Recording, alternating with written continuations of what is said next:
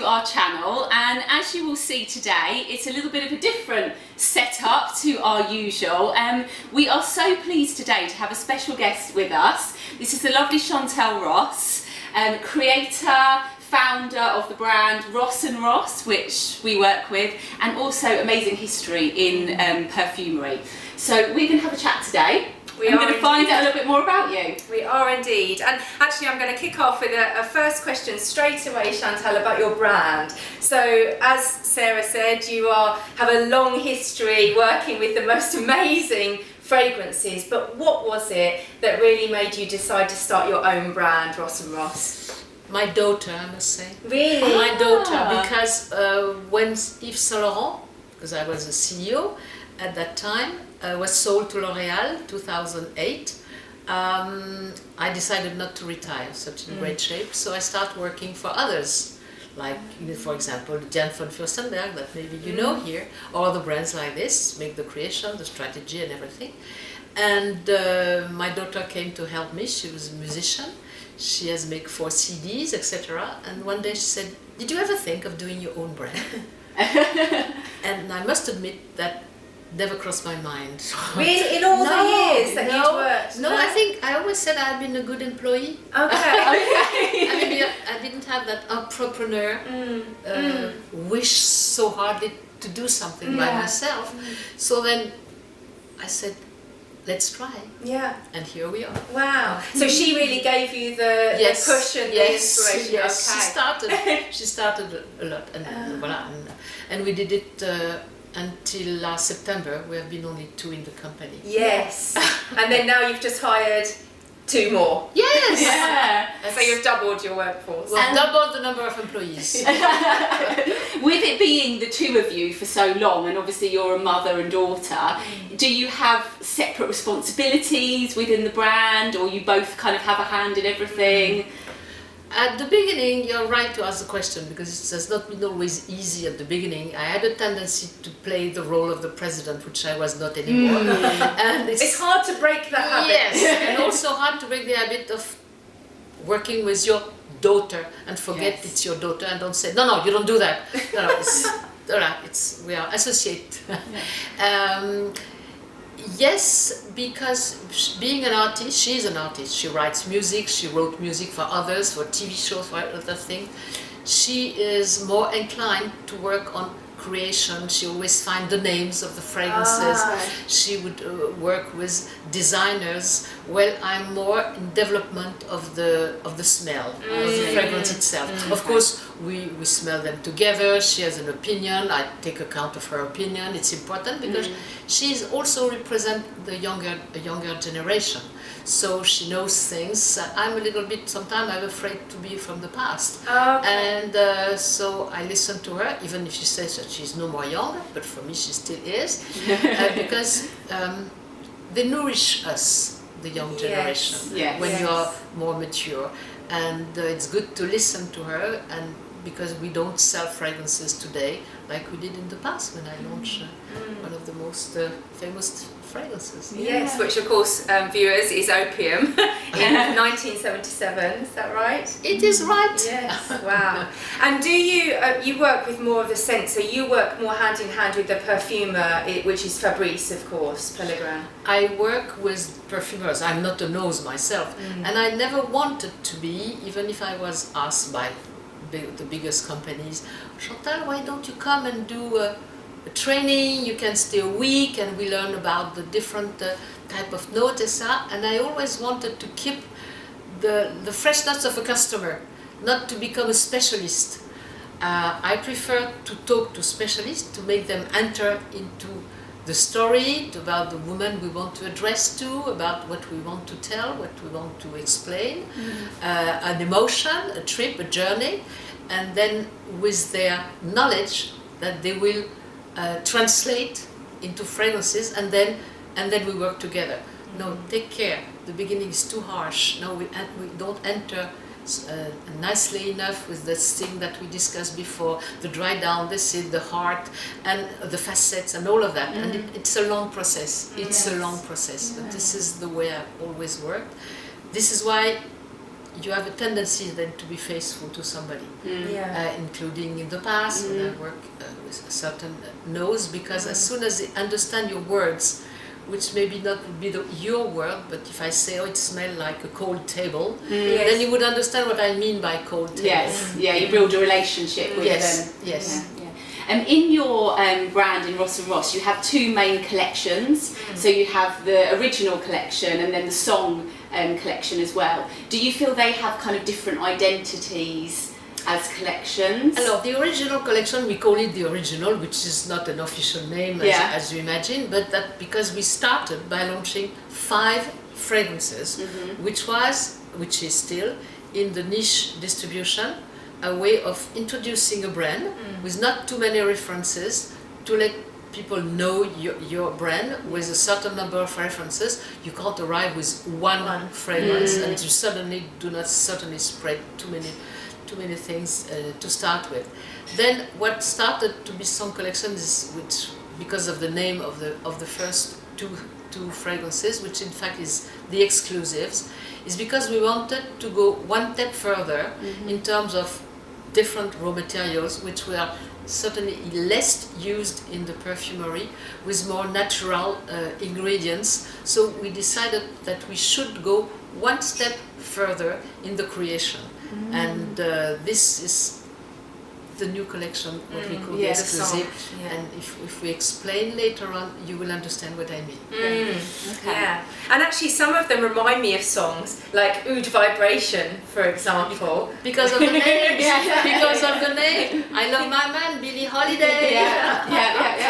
Exactly. Yes. Exactly. Let's talk about. Yeah, should we pick out a couple to try? Let's talk about the most recent one, which is In the Wood for Love. Everybody remembers the movie. Yes. Remember that beautiful movie in Hawaii with the light, with the I don't know how you say it in English, but it's not dark, it's not like clear, dusk. it's pénombre. Yes, and going from almost the light to twilight. the, I was constantly to the film. So In the Wood for Love is a love story, as the name would say, of this couple, and suddenly there's little rain in the air, so they would move into the wood, and then you will go from that clear to more darker wood. You have those little lovely flowers that are so strong to survive in the forest, like the violet. Yes. Like you can see, like the iris.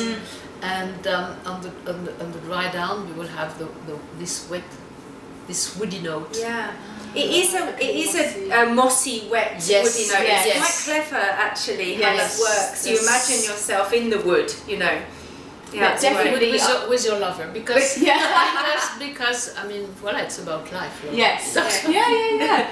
No, it's beautiful, and the bottles as well have such gorgeous designs on them. So this one particularly, you have those beautiful lovebirds. Yes. So you've got the lovebirds and the leaves, white and black again, as we said about the light that change constantly under the wood, and you have the colombe. I don't know if it is the correct translation for these lovebirds, which are flying around you in the wood. And was it a specific artist that you paired up with? We are working with most of the time the same artist, except Nafissance, which was with a famous a painter, but it was so complicated to deal with that we went back. Oh no! A true artist. That's creative times. But yes, we work with the same artist designer. It's a she, by the way. It's a lady. Yes, it's a she, by the way. Because I think it's interesting that the original collection, so if you compare, say for example, this is my favourite, a cappella. And it's one of the best sellers. Is it? Oh, there you It's go. one of the best sellers. I really like, and again, if you compare them from the song collection and the original, the clarity and the simplicity of it. Yes. And this one I love because of that almost like green, damp, dewy rose, you know? That sort of feeling of the morning. And I think that the story exactly you what wrote it is. Yeah. You know what a cappella means when you sing without instrument music. Yes. So it has to be that purity. So my story to the perfumer was 7 o'clock in the morning. I go out in the garden, and what I smell is You mean the morning dew that has not disappeared yet? Then the rosebud that are not open. Yes. And then the green ivy Yes. walking on the walls. And the green of the grass, which is still with with dew. the dew, yes. So this is the spirit of a cappella. It smells so kind of crisp. It's That's the ivy. Yes. Yeah. Really It's beautiful. great. It's one of my favourites. And the as well. rose and the rosebud. Yes. I love a rose fragrance, and I mean you've got Bloody Rose, which is a completely Which different is feel not the ro- completely. which is not the It's rose orange one. blossom. It's quite confusing, isn't it? Yes, Yeah. orange blossom and ylang ylang, which are those. But it's another story, Bloody Rose. Yes. Do you want to spray? Should we spray Bloody Rose? Bloody as well? Rose is. This is your new favourite, Sarah. I love this. She's rediscovered this recently. Me yes, It's lovely. too. Yeah. I'm a really, all our viewers will know, I'm a really big fan of Orange Blossom. Yes, It's you one are. of my favourite notes. So, yes, tell us the story. Because Because I Bloody love Rose came right after I Love My Man. this. Yes. When you're in love, you better take care because they are all around the Bloody Rose. You see what I mean? I hope that's not why I like it. So this lady, she's the femme fatale, the Bloody Rose. Yes. Yes. But you look like a femme fatale, of course. Yes, a And, femme fatale it's who's a not femme fatale. So she arrived Yeah. in the room. She's dressed with those beautiful white flowers. They are very hypnotic, those white flowers. You know the one that they offer you of white flowers at the maternity? You say put them in the corridor. But for a fragrance, it is spectacular. Yes. And then she leaves a trace of patchouli. So if this one, take care. She's very fatal woman. She is very dangerous. And if you are interested, I have a funny story with my perfumer. Okay. So I tell him about my femme fatale, etc., etc. The gentleman is from Grasse, Yes. from Yes, the south. yes. His family is, Yeah. and that's a long story. Because you work a lot with the ingredients from grass as well. Oh don't yes, you? oh yes. When I say all The those, best, yes, yeah. but we try, Yeah. we try. That's the key things in the niche perfumery. Yeah. Otherwise, you have thousands of beautiful brands and no reason to exist in this perfumery. And then he comes back with a proposal, and I say, Fabrice, no, this is this girl from the south. She's overdoing. She has the breast like this, she has the mouth like this, and her skirt is open until here. This one is not dangerous. She was too obvious. This one is not dangerous. Mine, no, she's not like that. And I start to re-explain, and I give him names that I don't want to give here, of women that I think could be like an example, and then he understood. Okay. And this one is very chic. Oh, It is, okay. it Yes, is. chic, definitely. Very chic. Yes. So let's talk about oud, because I feel like oud it was always present in Middle Eastern culture, perfumery, but it's become more popular now in the West, hasn't it? It become very famous in Western countries. It's even worse in my case because I'm older than you are. I never heard about oud in the past, except when I start traveling in Middle East, and I realized it was such a huge part of their culture. They have always been used to utilize oud fragrances, and even adding natural oud to normal and regular fragrances from all the famous brands that we know coming from Western countries. But still, the big market continues to be Middle East, still the big market and the big demand. The youngest generation likes very much to use it differently, mixed with other type of melt, mixed with musk, because musk surround well a note, with mist like we did in La Favorite, with some different type of spicy notes. So oud vibration is more of the heart of the pure oud. Yes. So you can feel it. Then you add the raspberry, and you have a certain density into it. You have an animality into it. Yes. I like the raspberry with it though. Yes. It brings a nice kind of vibrancy. Yes, it has to, again, we are talking about facet, vibrance. But I also feel that rose and oud are such an amazing combination. They're the classic, aren't they? Yes. So you have the heart of the rose, which is the absolute de rose, as you know, So this is what it is. We are always using two types of roses, la rose de Grasse and la rose bulgare. Okay. So the most famous Centifolia roses. rose from Centifolia, Grasse and the Bulgarian rose. Yes, understood. And you were telling us previously that it is a natural oud as well that the perfumer works It with. is the heart to use the of heart. the resin of the oud. Which I know is always a question that people have, because I think nowadays with oud being so popular, there is a lot of synthetic recreations around. Certainly, surely. Yeah. But in the niche perfumery, as far as I know, because of course I know what my colleagues are doing, and I respect a lot of work that I have seen in that perfumery. Most of them are of good quality. Yes. Yeah. Great. It's so fascinating to talk to you about some of these fragrances that you've had this kind of that you've brought to life, you know. And that's what it is when you understand why it is a passion. It's a passion.